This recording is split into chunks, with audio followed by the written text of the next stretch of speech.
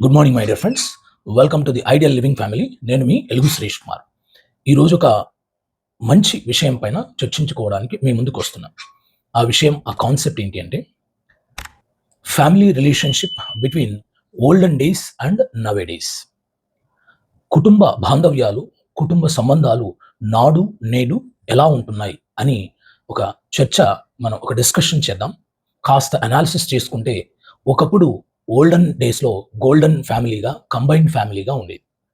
ప్రస్తుతం మరి modern ఎరాలో, IT కాలంలో, ఈ 21st సెంచరీలో మరి మైక్రో ఫ్యామిలీస్ అని చిన్న చిన్న ఫ్యామిలీస్గా నవేడేస్ కుటుంబ వ్యవస్థలు విడిపోతున్నాయి. అసలు కుటుంబ సంబంధాలు చాలా ప్రమాదంలో ఉన్నాయి. ఒక వ్యాపార రీత్యాన జరుగుతున్నాయి తప్ప నిజమైనటువంటి ప్రేమానురాగాలను కుటుంబ వ్యవస్థలో నేడు ప్రదర్శించడం లేదు ఫ్రెండ్స్. సో బ్యూటిఫుల్ కాన్సెప్ట్ ఇది. ఈ కాన్సెప్ట్ పైన మనం కాస్త అవగాహన తీసుకుంటే మన ఫ్యామిలీ రిలేషన్స్ను మనం చక్కగా మెయింటైన్ చేయవచ్చు. అసలు నేడు ప్రస్తుతం పిల్లలకు ఎవరు ఏం సంబంధం అవుతారో వాళ్ళకున్న రిలేషన్ ఏంటో కూడా తెలియక చాలామంది పిల్లలు సతమతం అవుతున్నారు. దానికి కారణం ప్రస్తుత జీవితంలో ఫ్యామిలీ రిలేషన్షిప్స్ సరిగా మెయింటైన్ చేయకపోవడం. అసలు ఓల్డెన్ డేస్కి నవే డేస్కి కుటుంబ సంబంధాలు ఎలా ఉన్నాయి, ఫ్యామిలీ రిలేషన్షిప్స్ ఎలా ఉన్నాయి చూద్దాం.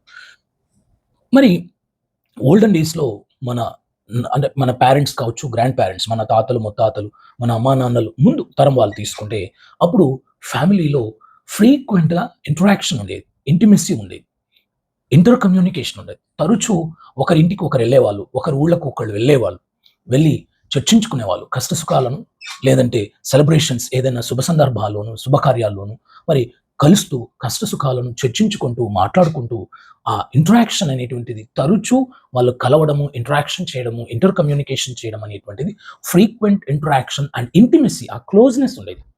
ఈవెన్ అంతెందుకు మేము కూడా చిన్నప్పుడు ఫ్యామిలీ రిలేషన్స్ పక్కన పెట్టినా కూడా ఈవెన్ ఫ్రెండ్స్ కూడా ప్రతిరోజు కూడా కలిసేవాళ్ళం. ఇప్పుడు అసలు ఎప్పుడు కలుస్తున్నారు? నవే డేస్లో అసలు ఫ్యామిలీ మెంబర్స్ వాళ్ళ ఫ్యామిలీ వాళ్ళు అన్నదమ్ములు కానీ, చిన్నాన్న పెద్దనాన్నలు కానీ ఎప్పుడు కలుస్తున్నారు? అకేషనల్గా కలుస్తున్నారు. అది కూడా ఏదో శుభకార్యాలకో అశుభకార్యాలకో తప్పక, నచ్చక, ఇష్టం లేక కలుస్తున్నారు. కలిసినా కష్ట సుఖాల గురించి మాట్లాడుకోవడం కాకుండా ఆడంబరాల గురించి, వాళ్ళ వస్త్రాభరణాల గురించి, మరి వాళ్ళు ఆ తర్వాత బయటికి రాగానే అసూయగా వాళ్ళ గురించి మాట్లాడుకోవడం ఇలాంటిగా జరుగుతుంది. కానీ నిజమైనటువంటి ఆ ఇంట్రాక్షన్లో కల్మషం లేకుండా ఒకరి కష్ట సుఖాలు ఒకరు మాట్లాడుకునేటువంటిది లేదు. సో అప్పుడు frequent interaction, intimacy and so ఆ యొక్క ఇంటర్ కమ్యూనికేషన్ ఉండేది. ఇప్పుడు rare communication, occasional communication, occasional interaction, ఏదో సెలబ్రేషన్స్ కోసం మాత్రమే, శుభకార్యాలకు మాత్రమే కలుస్తున్నారు. అది ఆ నాడు నేడు ఈ కుటుంబంలోని ఒక విషయం చాలా భిన్నంగా ఉండేది. అలాగే అప్పుడు అటాచ్మెంట్ ఉండేది, అడ్జస్ట్మెంట్ ఉండేది, అసోసియేషన్ ఉండేది. ఒకరికొకరు అడ్జస్ట్ అయిపోయేవారు. ఒకరికొకరికి అటాచ్మెంట్, ఎమోషనల్ అటాచ్మెంట్ ఉండేది. ఆ సెంటిమెంటల్ అటాచ్మెంట్, అమ్మ, నాన్న, పెద్దనాన్న, చిన్నాన్న, ఆ అటాచ్మెంట్ అంతా తెలిసి ఒకరికొకరు ఎంత దగ్గరగా ఫీల్ అయ్యేవారు. ఇప్పుడు అలా లేదండి. డిటాచ్మెంట్, డిసోసియేషన్, ఇక్కడంతా కంప్లైనింగ్. అప్పుడంతా అడ్జస్ట్మెంట్ ఉంటే ఇప్పుడు ఒకరి గురించి ఒకరు కంప్లైంట్ చేసుకుంటున్నారు. వాళ్ళు ఇలా చెడ్డ, వీళ్ళు ఇలా చెడ్డ అని నెగటివ్స్ని చూసుకుంటూ కంప్లైనింగ్ నేచర్ ఇప్పుడు ఎక్కువ ఉంది. అప్పుడు అడ్జస్ట్మెంట్ ఎక్కువ ఉండేది. ఒకరికొకరుగా ఎమోషనల్ అటాచ్మెంట్, సెంటిమెంట్ అటాచ్మెంట్ అనేది అప్పట్లో ఉండేది. కాబట్టి ఆ కుటుంబ సంబంధాలు అంత అద్భుతంగా, అన్యోన్యంగా ఉండేవి. మరి ఒకప్పుడు కుటుంబాల్లో మనం పల్లెల్లో కావచ్చు, ఈవెన్ మన పట్టణాల్లో కానీ మన ముందు తరాలు వాళ్ళు తీసుకుంటే మేనర్స్ నేర్పించేవాళ్ళు పిల్లలకి. కుటుంబం మరి ఫ్యామిలీ మేనేజ్మెంట్ స్కిల్స్ అనమాట. ఏదైనా ప్రమాదం జరిగినప్పుడు, ఇంట్లో ఆర్థికంగా ఇబ్బందులు వచ్చినప్పుడు కానీ, ఏదైనా డెలివరీ అయ్యే సమయంలో అమ్మా నాన్నలు ఇంటిని ఎలా మారుస్తారు, ఆ సందర్భానికి ఏమేమి అడ్జస్ట్మెంట్ చేస్తారు, ఎవరైనా బంధువులంటే ఇంటికి వచ్చేటప్పుడు ఇంటిని ఎలా అడ్జస్ట్ చేస్తారు, ఉన్న వనరులను ఎలా సక్రమంగా ఉపయోగించుకొని వాళ్ళకు మర్యాదలు చేస్తారు. అంటే ఒక మేనేజ్మెంట్ స్కిల్స్. కష్ట నష్టాల సమయంలో బంధువులు వచ్చినప్పుడు కానీ, శుభకార్యాల్లో కానీ, అశుభకార్యాల్లో కానీ, లేదా ఎవరైనా బయట గెస్టులు, అతిథులు వచ్చినప్పుడు కానీ ఆ మేనర్స్ నేర్పించడం, ఫ్యామిలీ మేనేజ్మెంట్ స్కిల్స్ అనేవి ఇక్కడ నేర్చుకున్న ఈ మేనేజ్మెంట్ స్కిల్స్ రేపొద్దున మన వృత్తులలోను, భవిష్యత్తులో కూడా బాగా ఉపయోగపడేది. ఇప్పుడు no manners, no social interaction, only mobile communication. మొబైల్‌లో ఇంటరాక్ట్ కావడం, వీడియో గేమ్స్ ఆడడం. ఎంతమంది పిల్లలు సంస్కారం కలిగి ఉన్నారని, ఎంతమంది పెద్దవాళ్ళొస్తేనే పాద నమస్కారం చేసి, ఆ నమస్కారం వాళ్ళ దీవెనలు తీసుకునేటువంటి ఆ మర్యాద ఎంతమందికి తెలుసు పిల్లలకి? ఆ సంస్కారం ఎంతమంది పిల్లలకు ఉందో ఒక్కసారి మనం ప్రశ్నించుకుందాం. ఎవరైనా ఇంటికొస్తే అతిథులు, వాళ్ళ మొబైల్‌లో వాళ్ళ వీడియో గేమ్స్, వాళ్ళ ఇంటరాక్షనే ఉంటుంది తప్ప, వచ్చిన వాళ్ళను ఇమ్మీడియేట్‌గా కూర్చోబెట్టి ఒక గ్లాస్‌లో నీళ్లు తెచ్చిచ్చి, "ఎక్కడి నుంచొచ్చారు? ప్రయాణం బా జరిగిందా? నీళ్ళు తీసుకుంటారా? మజ్జిగ తీసుకుంటారా? అమ్మ వాళ్ళు లోపలున్నారు పిలుస్తాను" అనే సంస్కారం ఎంతమంది పిల్లలకు మనం నేర్పించామో, ఎంతమందికి అలా ఉందో ఒక్కసారి ప్రశ్నించుకోండి ఫ్రెండ్స్. కాబట్టి ఒకప్పుడు ఫ్యామిలీస్‌లో మేనేజ్‌మెంట్ స్కిల్స్ అనేటువంటివి మేనర్స్ నేర్పించేది. ఇప్పుడు మేనేజ్‌మెంట్ స్కిల్స్ కాదు. మా వాడు మొబైల్ బాగా యూజ్ చేస్తాడు. మా వాడు నలుగురిలో కలవడానికి ఇష్టపడడండి. వాడు ప్రైవేట్‌గా ఉండడానికి ఇష్టపడతాడని వాళ్ళ ముందరే వాడేదో పెద్ద ఘనకార్యం చేసినట్టుగా మనం చేస్తున్నాం. అది కూడా తప్పు. సో, సోషల్ స్కిల్స్ అనేది, ఇంటర్‌పర్సనల్ స్కిల్స్ అనేది ఒకళ్ళతో ఒకళ్ళు అతిథులొచ్చినప్పుడు ఎలా బిహేవ్ చేయాలి, ఎలా మాట్లాడాలి, ఎలా మర్యాద ఇవ్వాలి, ఎలా సంబంధాలతో పిలవాలి. చిన్నాన్న, పెదనాన్న, మామ, ఓకే. చిన్నమ్మ, పిన్నమ్మ, పెద్దమ్మ ఇలాంటి పదాలు ఆ బాంధవ్యాలు, ఆ అటాచ్‌మెంట్‌ని తెలుపుతాయి.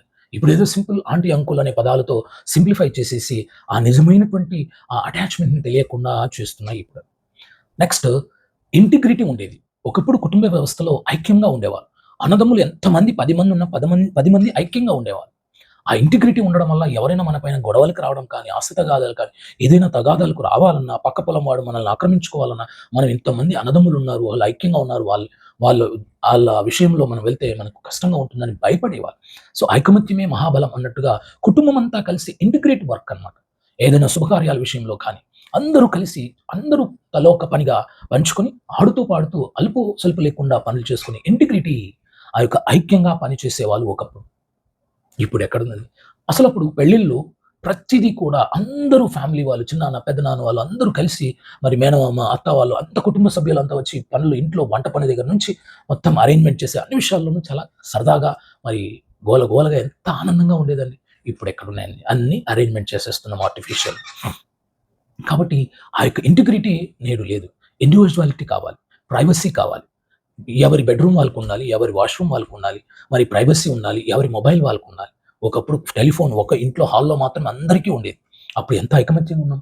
ఇప్పుడు ఎవరి మొబైల్ వాళ్ళు తీసుకొని వాష్‌రూమ్స్‌లో, బెడ్‌రూమ్స్‌లో తలుపులేసుకొని అందులో ఏం చూస్తుంటామో, ఎవరితో ఇంటరాక్ట్ అవుతుంటామో, ఎవరి పిల్లలు ఎలా స్పాయిల్ అవుతుంటారో కూడా తెలీదనమాట.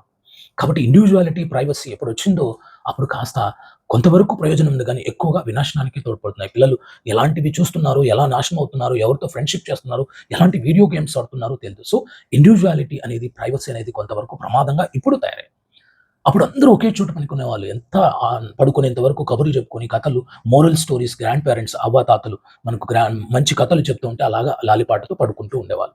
మరి ఒకప్పుడు లవ్ అండ్ అఫెక్షన్ అండి. ప్రేమానురాగాలనేవి వ్యాపారంలాగా కాకుండా నిజమైనటువంటి మనసులో హృదయపూర్వకమైనటువంటి ప్రేమానురాగాలు ప్రదర్శించేవాళ్ళు.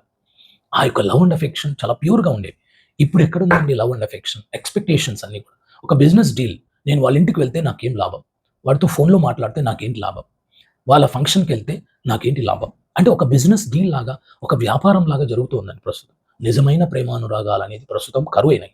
దయచేసి ఎక్స్‌పెక్టేషన్స్ లేకుండా బంధుత్వాలలో మనం ఏం చేయాలంటే నిజమైన ప్రేమానురాగాలను మనం ప్రదర్శించాలి.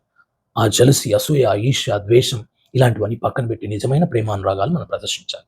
And very important yearning for family wellness. ఒకప్పుడు చూడండి మన అవ్వాతాతలు కావచ్చు, మన నాన్న కావచ్చు, మన పెద్దన్న కావచ్చు, ఇంటికి పెద్ద త్యాగం చేసి మొత్తం మిగతా వాళ్ళ యొక్క బాగు కోసం, వాళ్ళ క్షేమం కోసం తన కెరియర్‌ని కూడా త్యాగం చేసి అందరిని పెంచి పోషించేవారు.